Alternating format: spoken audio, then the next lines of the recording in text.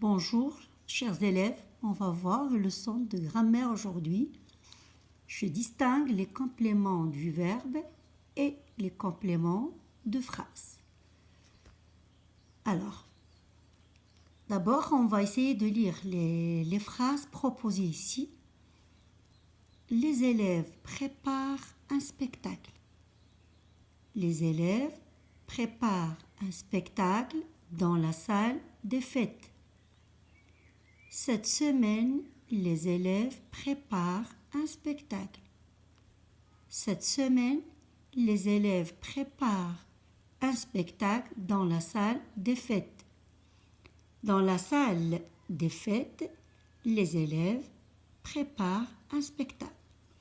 Alors, on va essayer de comparer la phrase en gras que vous voyez là par rapport aux autres phrases proposées. Alors, regardez-moi cette phrase en gras, on va l'analyser un peu. Alors, les élèves, c'est le sujet de la phrase. Prépare, c'est le verbe. Un spectacle. Les élèves préparent quoi? Préparent un spectacle. Donc, ce groupe de mots, on l'appelle complément du verbe. Style complète le sens du verbe. Très bien. Alors, on va voir les autres phrases.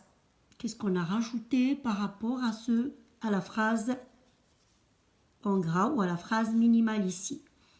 Les élèves préparent un spectacle dans la salle des fêtes. Les élèves préparent un spectacle où? Dans la salle des fêtes. Alors, ici, on a une précision sur le lieu où va se passer le spectacle. Alors, la phrase B.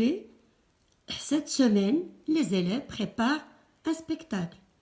Alors, le groupe de mots cette semaine nous donne une précision sur le temps. Quand les élèves préparent un spectacle.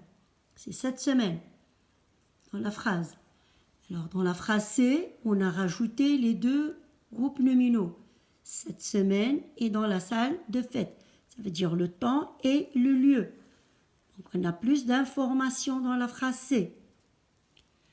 Alors, D, dans la salle des fêtes, les élèves préparent un spectacle. Ici, on a déplacé ce groupe nominaux dans la salle des fêtes. Dans la phrase, on a commencé par ce groupe de mots. Alors, vous avez remarqué que même si je déplaçais ce groupe de mots, ma phrase a le même sens.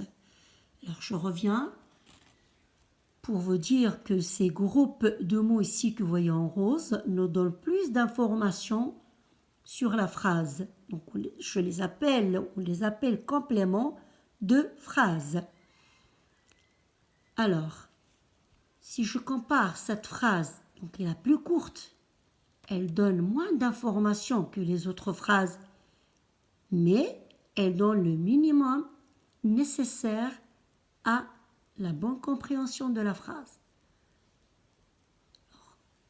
Mais sans ce groupe nominal-là, un spectacle, la phrase n'est pas correcte. Voilà, les élèves préparent. Préparent quoi? Donc, c'est pas correct. Donc, c'est un complément du verbe qui est obligatoire à la phrase. Et on ne peut pas le déplacer ni le supprimer dans ma phrase.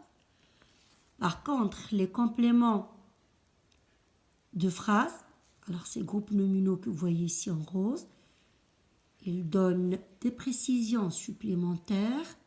Alors cependant, leur présence n'est pas obligatoire à la bonne construction de la phrase. La phrase reste correcte même si ces groupes de mots sont supprimés ou déplacés. Donc c'est les compléments de phrase.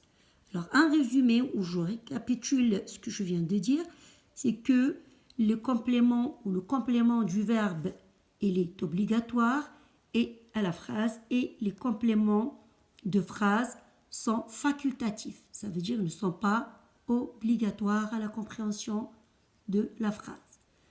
Bon, j'espère que vous avez compris un petit peu la notion du complément du verbe et des compléments de la phrase.